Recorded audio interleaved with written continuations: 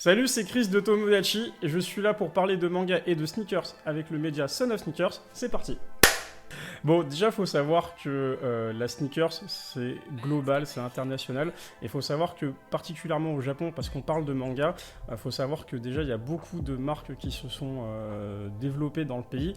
Je pense à la marque Atmos. Il y a deux paires qui me viennent en tête là tout de suite. C'est les paires Animals.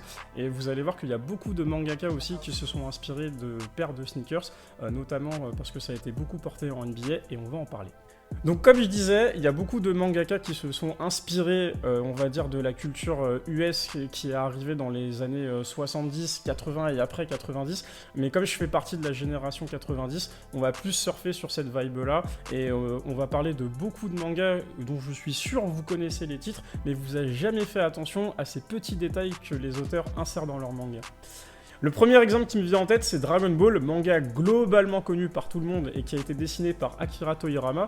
Et si vous êtes fan du coup des covers japonaises, vous verrez que dans le tome 37, sur la tête de Trunks, il y a une Jordan 5 qui a été dessinée et c'est la Jordan 5 Raging Bull, si je le prononce bien. Et c'est un tout petit détail auquel il faut faire attention, mais il est assez visible et je trouve que Akira Toriyama là-dessus, il s'est bien débrouillé. Le coloris est respecté, c'est exactement la même chose et si vous comparez les deux paires, vous verrez que lui il l'a dessiné à sa bannière mais que ça passe bien. Et c'est peut-être le seul détail sneakers qu'on retrouvera dans Dragon Ball parce que perso les paires de Goku je veux pas trop les porter. Mais en vrai, le seul personnage dans Dragon Ball qui pourrait porter des sneakers c'est Trunks du futur parce que rien que le flow qu'il a au niveau des outfits etc, je trouve que la paire qu'il a de Capsule Corp c'est peut-être la meilleure. Mais bon là-dessus après il y a d'autres gens qui s'amusent justement à créer des personnages avec des outfits, avec des Jordan, avec des Yeezy etc et ça rend bien. Le second manga dont je vais parler, c'est un manga normalement avec lequel vous avez grandi dans les années 90 et 2000. Il est super connu, mais personne n'a fait attention à ce détail, parce qu'il y a aussi des sneakers. Je parle bien évidemment de Yu-Gi-Oh! L'auteur, malheureusement, Kazuhiro Takahashi nous a quittés, mais lui, c'était un grand fan de sneakers. Et en fait, il y a un personnage qui s'appelle, alors je vais le dire en version française, Joey Wheeler, donc c'est le personnage blond et ami de Yugi. En fait, dans les premiers tomes de Yu-Gi-Oh! Faut savoir que c'était vraiment des jeux où la mort était très orientée, et c'était des jeux macabres. Et en fait, le côté maléfique de Yugi, justement, s'amusait avec les vies humaines, à les torturer, etc. Donc du coup, Joey, ou de la version japonaise Junuichi, faut savoir qu'il avait une paire de Air Max 95 qui s'est fait voler, et en fait, du coup, il va essayer de la récupérer. En fait, c'est le Yugi des Ténèbres qui va s'en charger, et en fait, dans ce petit chapitre, pour récupérer sa paire, en fait, il doit récupérer une pièce qui est à l'intérieur de la Air Max 95. Malheureusement, il y a des scorpions venimeux à l'intérieur, et Yugi n'hésitera pas à tout faire pour récupérer cette paire.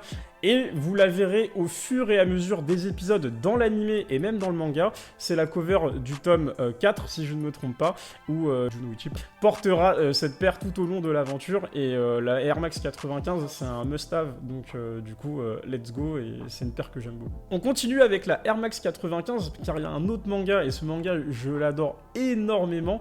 Il s'agit de GTO. Mais en fait, on va parler d'abord de Young GTO parce que en fait, c'est la jeunesse d'Onizuka. Et vous savez que Onizuka, c'est quelqu'un qui court beaucoup après les femmes. Et il faut savoir que dans sa jeunesse, il a eu un date avec une fille. Et en fait, il voulait tout simplement l'impressionner parce que du coup, lui, c'est un puceau libre comme l'air. Il faut savoir que déjà à l'âge de 16 ans, tout ce qu'il voulait faire, c'était pécho des meufs avant d'être prof. Et de toute façon, même après être prof, il faut toujours pécho des meufs. Bref, en tout cas, notre cher Onizuka fait tout pour essayer de dater cette fille. Et en fait, il voit un gars avec une BMW, donc un petit jeune qui se balade avec sa voiture, et en fait il est tellement en galère qu'il est prêt à échanger sa paire de Air Max 95 pour pouvoir choper la voiture et impressionner cette fille. Je suis pas sûr qu'au niveau ratio on soit bien entre une paire et une BMW, mais après tout, qui ne tente rien à rien. Du coup, déjà avec ces exemples, on peut voir que la culture sneakers, elle est vachement imprégnée dans le monde du manga. C'est vrai que c'est des détails auxquels on fait pas attention, surtout quand on n'est pas dans la sneakers. Vous vous dites sûrement que en fait c'est une paire telle quelle, mais pourtant il y a beaucoup d'auteurs qui, malgré le fait que quand on est mangaka on pense qu'on est reclus chez soi à dessiner, en fait ils ont énormément de culture et ils s'inspirent énormément de magazines et de choses qu'ils voient. Quand je parle de magazines, je pense à Araki, tout simplement l'auteur de Jojo de Bizarre Adventure, qui lui a un énorme panel. Si vous voyez un peu comment les personnages sont habillés, c'est très coloré, c'est très frivole par moments, et du coup c'est son inspiration première, ce qui fait que les personnages aujourd'hui on les reconnaît entre mille, même si on n'est pas là sur de la sneakers, on est aussi sur de l'outfit, car les outfits sont très importants dans le monde de la sneakers. Vous savez qu'il faut matcher ses paires. Bon là en fait j'ai une paire de chaussons, vous voyez pas, mais j'ai quand même matché mon maillot avec ma paire. Mais au final le matching est très important et Hirohiko Araki il fait ça très bien dans JoJo. Toujours côté sneakers, cette fois-ci, on va parler d'un manga qui va parler à la nouvelle génération. Il s'agit de My Hero Academia. Donc My Hero Academia, shonen populaire même aux États-Unis. Et il faut savoir que l'auteur Horikoshi Koei, il s'est beaucoup inspiré de paires. Alors lui, il est fait un peu à sa façon, mais même le personnage principal a une paire de AF1 un peu customisée parce que sa paire, elle est de couleur rouge. Mais il faut savoir que dans le manga, il y a d'autres personnages qui portent des sneakers. Et là, il y a un petit détail auquel il faut faire attention. On va parler du personnage de Ochako ou de Uraviti, donc le personnage qui peut faire léviter les objets. Il faut savoir que Horikoshi Koei, il l'a dessiné avec la Nike Up Tempo. Et en fait, vous savez, c'est cette paire où justement il y a écrit le R dessus. Et ben en fait, il en a fait un classique et au lieu de écrire le R, il a dessiné le Cha de Ochako.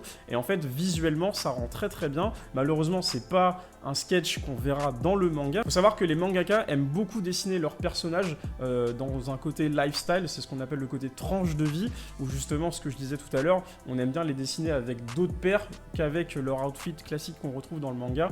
Et en fait, du coup, cette paire Cha, malheureusement, vous ne la verrez jamais en animé, mais il y a un petit visuel, si vous achetez le manga, vous pourrez le retrouver. Ensuite, on va parler d'une paire un peu plus classique que tout le monde porte, c'est bien évidemment la Air Force One. Là, je vais parler de la Low. Dans le manga Bakuman, en fait, on a nos deux protagonistes et surtout le personnage de Moritaka qui porte cette paire. Alors là, la F1, c'est une paire classique qu'on peut matcher avec un jean, avec des shorts, avec ce que vous voulez. Mais c'est aussi une paire qui est très importante dans la sneakers, car en fait, beaucoup de gens font du custom.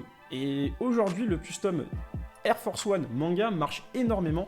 Il y a beaucoup de personnes qui s'amusent à designer les paires. C'est pas vraiment des paires que tu peux retrouver sur le marché, mais c'est des paires que tu peux designer à ta façon, avec tes personnages préférés, et c'est ce qui fait que ta paire elle est unique, et c'est pour ça qu'on aime la Air Force One. Du coup, dans le manga Bakuman, Moritaka il porte cette paire. Bon, alors lui il l'a pas custom parce qu'il est déjà sur son manga si vous suivez l'histoire, mais voilà, c'est dans le manga on voit quelques petits détails dessinés par Oba, donc ça c'est cool. Bon, bien évidemment, depuis tout à l'heure, on parle de basket, mais on peut pas associer sneakers sans un manga de légende, voire mon manga préféré. Il s'agit bien évidemment de Slam Dunk. Si vous suivez Slam Dunk, et si vous n'avez pas commencé, je vous recommande le manga, car c'est absolument une masterclass, voire pour moi le meilleur manga de sport confondu. Attention, là je vais me prendre des missiles.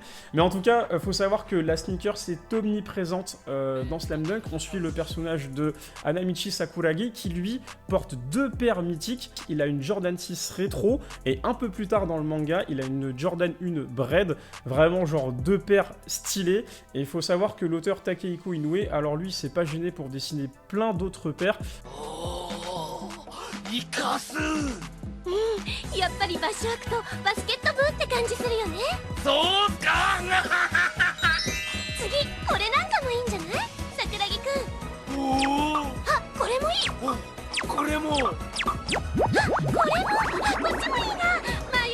Vraiment, c'est mon manga préféré, et là je peux vous montrer les visuels parce que franchement c'est intéressant. Juste ici, vous pouvez voir quand même qu'il y a des paires qui en valent le détour, et il faut savoir que non seulement le dessin est très propre, et là c'est fait à l'aquarelle, et vous verrez que dans le manga, juste le fait de prendre appui, on ressent toute la sensation, et la paire est super bien détaillée avec des traits de vitesse, et franchement ça, masterclass. Et dans Slam Dunk, l'association sneakers et manga se fait au fil de l'eau. C'est très très fluide. Vous pouvez découvrir beaucoup de choses, et notamment le fait où Sakuragi va changer de paire à un moment donné, car vous savez que toutes les paires de baskets ne tiennent pas. Moi perso, je suis team, je rock mes baskets, je les stocke pas. Mais à un moment donné, quand tu joues, ça fait des trous. Le parquet, c'est pas très gentil avec les baskets. Du coup, Sakuragi, à un moment donné, il change de paire. Voilà, c'est le petit clin d'œil à Michael Jordan.